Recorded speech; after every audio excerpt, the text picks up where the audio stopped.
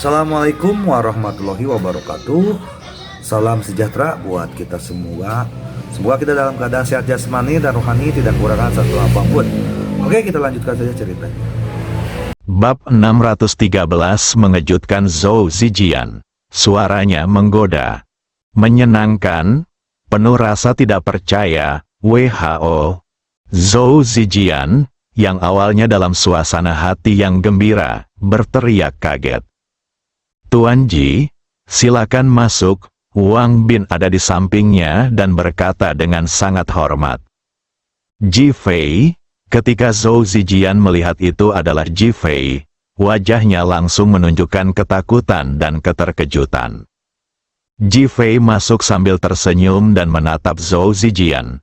Apakah kamu terkejut saat melihatku?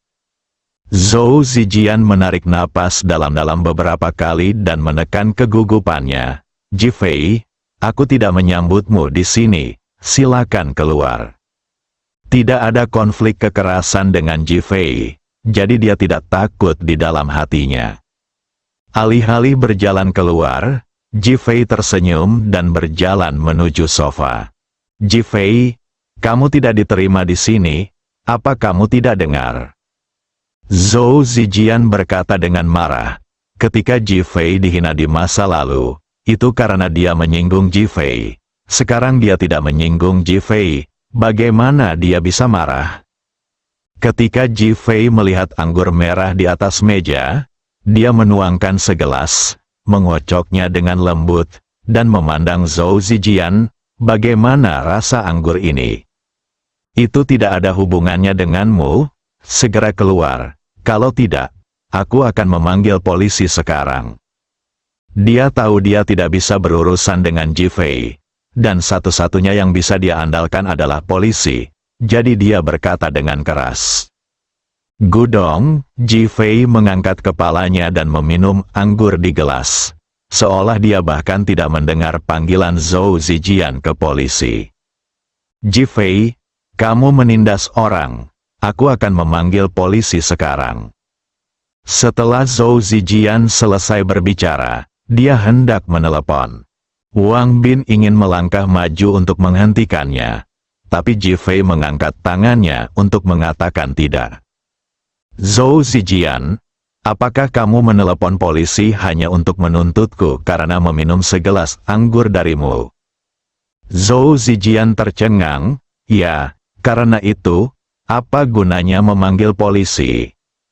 Saya tidak menyangka pengurus rumah tangga keluarga Zhou sekarang harus memanggil polisi untuk menangani saya. Menarik sekali. Haha, setelah Ji Fei selesai berbicara, dia tidak bisa menahan tawa. Zhou Zijian mengerutkan kening dan membuka beberapa kali, dan menatap Ji Fei. Apa yang akan kamu lakukan? Dia tidak berani mengucapkan kata-kata kasar. Aku di sini menunggumu memanggil polisi, Ji Fei berkata sambil tersenyum. Mendesis, Zhou Zijian menarik napas dan menatap Ji Fei. Bingung, apa maksudmu? Saya mendengar bahwa Qi Chaojun meninggal, kematiannya sangat aneh. Bermakna dan penuh tujuan. Jantung Zhou Zijian berdetak kencang. Namun, itu dengan cepat menjadi tenang, dan sama sekali tidak mungkin Ji Fei mengetahuinya. Anda tahu, bahkan jika Lu Guxiang datang, dia tidak mengetahuinya. Dia masih mengenali Qia sebagai putrinya dan berharap akan ada suara di perutnya. Apa hubungan kematian Qi Chaojun denganku? Zhou Zijian berkata dengan dingin. Ji Fei tersenyum dan menuangkan segelas anggur lagi. Tidak masalah. Mendengus, sakit saraf, Zhou Zijian bergumam dan mengutuk. Tapi ku dengar ada orang bernama Qi Jun dan Qia. Qi Jun membakar grup Jianghuaku. Aku tidak tahu apa yang dilakukan Qia. Mendesis, Zhou Zijian tiba-tiba menarik napas. Gudong, Ji Fei mengangkat tangannya dan langsung meminum anggurnya. Mata Zhou Zijian kebetulan tertuju pada gelas anggur merah yang diminum Ji Fei. Anggur merah cerah memasuki tenggorokan Ji Fei, seperti darah merah cerah ditelan, dan dia tidak bisa menahan gemetar di dalam hatinya. Setelah menelan seteguk air liur, matanya mulai berputar, dan matanya yang menatap Ji Fei penuh dengan spekulasi. Ji Fei tiba-tiba menatap Wang Bin. Tahukah kamu bagaimana Qi Chaojun meninggal? Wang Bin tertegun. Dia tidak menyangka Ji Fei akan meneleponnya tiba-tiba, dan berkata dengan cepat, "Saya tahu, saya mendengar bahwa dia meninggal di ranjang seorang wanita." Ji Fei mengangguk, menjadi hantu di bawah bunga peoni itu keren. Pernahkah kamu melihat drama seperti ini? Wang Bin menggelengkan kepalanya. Tidak, mata Ji Fei tertuju pada wajah Zhou Zijian. Zhou Zijian tertegun sejenak, lalu tanpa sadar mundur selangkah dan menatap Ji Fei. Apa yang akan kamu lakukan? Wang Bin, gadis di depan pintu sepertinya baik. Apakah mereka baru saja melakukan sesuatu? Ji Fei tersenyum. Wang Bin langsung mengerti. Saya akan menelepon Anda sekarang. Berbalik dan keluar untuk menelepon seseorang. Zhou Zijian sudah mengerti apa yang akan dilakukan Ji Fei. Ji Fei, kamu melanggar privasiku dan mengancam keselamatan pribadiku. Ji Fei tidak berkata apa-apa dan Wang Bin masuk. Wanita itu memandang Ji Fei dengan gugup. Dia adalah seorang wanita di klub. Dia biasanya mencoba yang terbaik untuk menyukai Brother Bin ketika dia melihatnya. Sekarang Saudara Bin menyukai Ji Fei. Dia tidak tahu alasannya, jadi dia tentu saja sangat panik. Tuan Ji, kami telah membawa orang-orangnya. Ji Fei memandang wanita itu. Tuan muda Zhou ada di sini. Saya ingin Anda menemani saya, bukan? Wanita itu segera mengangguk. Ya, pakaian Tuan muda Zhou masih ada padamu sekarang. Apakah menurutmu ini tidak realistis? Wanita, pergi dan buka pakaian Tuan Zhou dan lakukan apa yang seharusnya kamu lakukan. Wang Bin berkata dengan kasar. Wanita itu gemetar ketakutan dan dengan cepat menatap Zhou Zijian. Ji Fei, kamu benar-benar menggangguku, mendengus. Dia mendengus marah dan berbalik untuk pergi. Namun, Wang Bin telah memblokir pintu. Tuan Zhou, jangan terburu-buru pergi. Mari kita berkomunikasi dengan baik. Zhou Zijian menatap Wang Bin dengan marah. Jika kamu berani menyerangku, aku akan merobohkan tongkatmu. Wang Bin tertegun sejenak. Kamu juga harus bisa hidup. Ji Fei berkata sambil tersenyum. Wang Bin segera menoleh untuk melihat adik laki-lakinya di belakangnya. Pergi dan siapkan obat. Saya mendengar bahwa Qi Chaojun menderita overdosis. Biarkan saya menguji seberapa besar overdosis ini. Wang Bin juga memiliki niat membunuh. Dengan Ji Fei yang mendukungnya, dia tidak takut. Zhou Zijian tiba-tiba menunjukkan kepanikan dan ketakutan di wajahnya. Saya yakin Tuan Zhou pasti akan menikmatinya. Dan saya yakin Qi Chaojun akan sangat senang memiliki teman tambahan di jalan menuju neraka. Haha, Ji Fei tertawa terbahak-bahak. Ekspresi Zhou Zijian mulai menjadi semakin rumit dan kontradiktif. Menatap Ji Fei, kamu, apa yang akan kamu lakukan? Zhou Zijian memandang Ji Fei dengan gugup dan bertanya. Apakah kamu yakin dapat berbicara denganku dengan baik sekarang? Ji Fei memandang Zhou Zijian dan bertanya sambil tersenyum. Aku bisa. Ketika Zhou Zijian melihat Ji Fei benar-benar yakin pada dirinya sendiri, dia sedikit gugup dan takut, tapi akhirnya menyerah. Wang Bin, tolong bawa orang keluar. Ya, Wang Bin membawa wanita itu keluar, meninggalkan Ji Fei dan Zhou Zijian di dalam rumah. Zhou Zijian sekarang merasa seperti boneka yang dikendalikan oleh Ji Fei, dan matanya mengintip ke arah Ji Fei dari waktu ke waktu. Ji Fei menuang segelas anggur lagi untuk dirinya sendiri, mengocok gelasnya dengan lembut, dan meminumnya. Zhou Zijian berdiri di dekatnya, merasakan tenggorokannya sedikit tercekat dan wajahnya sangat gugup. Ji Fei pergi menuangkan anggur lagi. Zhou Zijian merasa tekanan yang dia alami tidak tertahankan. Tuan Ji, apa sebenarnya yang ingin Anda lakukan? Apakah kamu tidak tahu apa yang ingin aku lakukan? Ji Fei bertanya dengan nada main-main. Saya. Jangan bilang kamu tidak tahu kenapa aku membuang banyak waktu. Bab 614 Iri hati, kecemburuan, dan kebencian diam. Rumah itu menjadi sunyi senyap yang tidak biasa.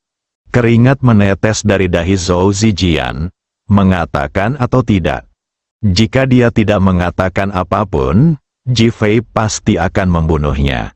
Selama dia melihatnya, Wang Bin akan menerapkannya. Dia berkata bahwa keluarga Zhou juga akan membunuhnya. Apa yang harus dilakukan? Terperangkap dalam konflik. Klik, tiba-tiba terdengar suara cangkir pecah. Zhou Zijian gemetar ketakutan dan dengan cepat menatap Ji Fei. Waktuku sangat berharga. Ji Fei melepaskan tangannya, lalu aliran bubuk melayang di udara. Berdebar, Zhou Zijian sangat ketakutan hingga kakinya melemah dan dia berlutut tepat di depan Ji Fei. Saya telah melihat Zhou Tianfang dikalahkan oleh Ji Fei, dan sekarang saya melihat gelas anggur hancur berkeping-keping, yang benar-benar menakutkan. Kamu ingin mengatakannya? Ji Fei bertanya sambil tersenyum. Lu Chaojun dibunuh oleh Zhou Tianfang. Zhou Zijian berkata dengan cepat. Oh, Ji Fei terkekeh. Itu benar. Zhou Zijian melihat bahwa Ji Fei tampaknya sangat jelas tentang hal itu, dan merasa semakin tidak yakin. Dia hanya melanjutkan, dia meminta saya untuk mengatur orang. Saya mengatur Kia tidak ditemukan. Keluarga Lu Guxiang percaya bahwa Kia mungkin sedang mengandung anak Lu Chaojun. Jadi saya menganggapnya sebagai putri baptis saya. Dan kemudian membiarkan dia menjabat sebagai ketua grup Hongke. Dan bagaimana kenaikanmu? Rencanaku adalah membuat Zia mengandung anakku. Dan kemudian keluarga Lu akan salah mengira itu sebagai anak mereka. Jika saatnya tiba, Zia akan mengambil kendali perusahaan, dan aku akan mengambil kesempatan untuk mendapatkan uang. Lalu kita akan terbang menjauh. Zhou Zijian tidak berani menyembunyikannya. Oh. Ji Fei tertawa kecil. Zhou Zijian, aku tidak menyadari bahwa kamu memiliki pikiran yang sangat cerdas. Zhou Zijian memasang ekspresi gugup dan malu di wajahnya. Tuan Muda Ji, Anda bercanda, saya hanya seekor anjing.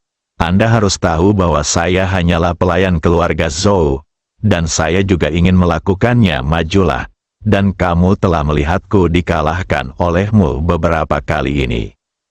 Dia mulai sengsara dan berdoa.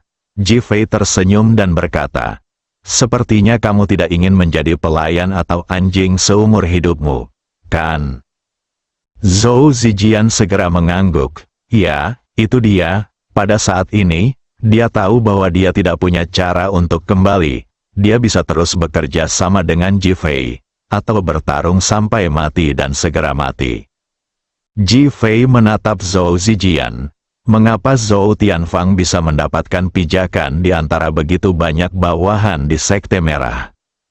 Saya baru tahu kalau pamannya adalah Zhou Tai. Sosok seperti dewa yang datang ke keluarga Zhou setiap 3 tahun sekali. Saat itu, keluarga Zhou akan menerimanya dengan megah, seperti kedatangan sosok setingkat kaisar kuno. Apa yang dia lakukan? Zhou Zijian menggelengkan kepalanya. Saya tidak tahu, tapi setiap kali dia datang, dia akan memberikan bimbingan kepada para pejuang keluarga Zhou. Dia bahkan memberikan bimbingan kepada Zhou Tianfang. Apakah dia sangat kuat? Auranya begitu kuat, sehingga saya tidak berani mendekatinya. Zhou Tian membungkuk di depannya. Hanya Paman Zhou yang bisa mengambil 3 langkah lebih dekat dan tetap alami. Ji Fei terkejut. Paman Zhou bahkan tidak bisa mendekatinya. Itu tidak biasa. Tidak heran keluarga Zhou memiliki status seperti itu. Tuan Ji, jika Anda bisa menyelamatkan nyawa saya bersedia menjadi agen rahasia Anda di keluarga Zhou. Zhou Zijian melihat Ji Fei sepertinya tertarik pada keluarga Zhou dan berkata dengan cepat. Ji Fei tidak segera menjawab, tetapi berpikir keras. Zhou Zijian mulai berkeringat di dahinya, dengan ekspresi cemas di wajahnya. Zhou Zijian, jika Kia benar-benar mengandung anakmu, dan bayinya tidak terlihat seperti Lu Chaojun di masa depan, apa yang akan kamu lakukan? Ini, Zhou Zijian sedikit bingung, masalah ini tidak pernah terpikirkan, jadi dia tidak tahu bagaimana cara mengatasinya. Dia menatap Ji Fei dengan tatapan ajakan di matanya. Jika aku memahaminya dengan benar, yang lebih kamu inginkan sekarang adalah mengendalikan wanita ini, Zia, kan? Zhou Zijian segera mengangguk. Ya, apakah Tuan Ji punya metode? Biarkan Kia mengandung anakmu dan anak keluarga Lu di saat yang bersamaan. Zhou Zijian, bukankah laporan yang muncul di berita seperti ini sangat memalukan? Dia memandang Ji Fei dengan curiga. Kamu hanya perlu membawa Kia. Aku yakin dia sedang mengandung anak dari keluarga Lu. Tuan Ji, di mana anakku? Ji Fei memelototi Zhou Zijian. Apakah kamu idiot? Kamu bahkan tidak tahu cara membuat seorang wanita hamil. Zhou Zijian merasa dia baru saja menanyakan pertanyaan yang sangat bodoh. Silakan saja atur ini, aku berjanji akan mewujudkannya untukmu. Zhou Zijian berpikir bahwa tidak ada jalan keluar, dan segera mengangguk. Saya akan segera menghubungi Kia. Ji Fei menelepon Qi Yuan dan memintanya untuk datang dan menanganinya. Dia sudah kembali ke kamar pribadi Li Ruoxi dan Seng Lingyun. Saat kami masuk, 2 wanita sedang tertawa bahagia di dalam, terlihat sangat bahagia. Melihat Ji Fei, Li Ruoxi dengan sengaja berkata dengan genit, jika kamu tidak tinggal di sini bersama kami saudara perempuan, kemana kamu pergi? Ji Fei berjalan sambil tersenyum dan duduk di sebelah Li Ruoxi. Apakah aku akan menjadi Lei Feng? Lei Feng, Seng Lingyun bertanya dengan mata berbinar. Seorang pria bernama Zhou Zijian datang ke kamar pribadimu. Aku ingin dia merasakan metode kematian Lu Chaojun. Jika dia tidak setuju, dia berlutut dan memohon belas kasihan, lalu memberiku minuman. Ji Fei berkata dengan ekspresi santai, Wang Bin baru saja ada di sini. Seng Lingyun pasti tahu tentang ini, jadi dia tidak berbohong. Li Ruoxi tidak tahu tentang kematian Lu Chaojun, jadi wajahnya sangat terkejut. Seng Lingyun tahu apa yang terjadi dan memandang Ji Fei. Apakah Zhou Zijian membunuh Lu Chaojun? Ji Fei tersenyum dan merentangkan tangannya. Aku tidak tahu ini. Aku tidak cukup menawan dan dia menolak memberitahuku. Setelah mengatakan itu, dia mengambil gelas anggur Li Ruoxi sambil tersenyum dan langsung meminumnya. Li Ruoxi memelototinya, tapi menatap Ji Fei dengan kebingungan di wajahnya. Mengapa Lu Chaojun mati ketika dia baik-baik saja? Seng Lingyun sangat iri dengan kesederhanaan Li Ruoxi. Saya kira suami Anda menghasilkan lebih dari 200 miliar, dan membuat saya takut setengah mati. Dia juga ingin mengetahui penyebab kematiannya dan sengaja menggunakan kata-kata untuk mengelabui Ji Fei. Li Ruoxi memandang Ji Fei. Dia mendengar Ji Fei mengundang Julie makan malam hari ini, jadi dia tidak memperhatikan ketika Seng Lingyun menyebut wanita pirang itu sebelumnya, dan reaksi pertamanya adalah Julie. Sekarang saya sudah menemukan 200 miliar lagi. Saya sangat penasaran. Ji Fei menghadapi keraguan di mata kedua wanita itu dan bertindak sangat acuh tak acuh. Dia memandang Li Ruoxi dan berkata, "Bagaimana kabarmu? Apakah kamu sudah selesai mengenang masa lalu? Ayo pergi segera setelah kita selesai." Dia tidak menjawab apalagi memperhatikan. "Ruoxi, suamimu kasar sekali." Dia bahkan tidak menjawab pertanyaannya. Seng Lingyun kecewa dan sengaja menunjukkan kemarahan, berharap dapat memberikan tekanan pada Li Ruoxi. "Apakah kamu lupa bahwa aku tidak memberimu nomor ponselku?" Ji Fei bertanya sambil tersenyum.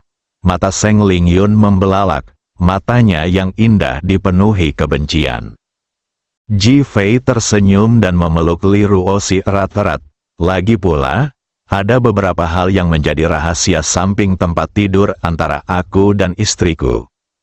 Haha, setelah mengatakan itu, dia tertawa terbahak-bahak.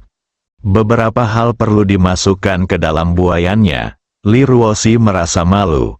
Berhenti bicara omong kosong, suara centil penuh kebahagiaan. Dia tahu bahwa Ji Fei pasti merahasiakannya karena suatu alasan. Tetapi memalukan membicarakan tentang berhubungan seks di depan sahabatnya. Yang lebih penting adalah saya tidak benar-benar melakukannya. Seng Lingyun sedikit tertekan dan berteriak keras, iri, cemburu dan benci. Dia tersenyum pada mereka berdua. Bersambung.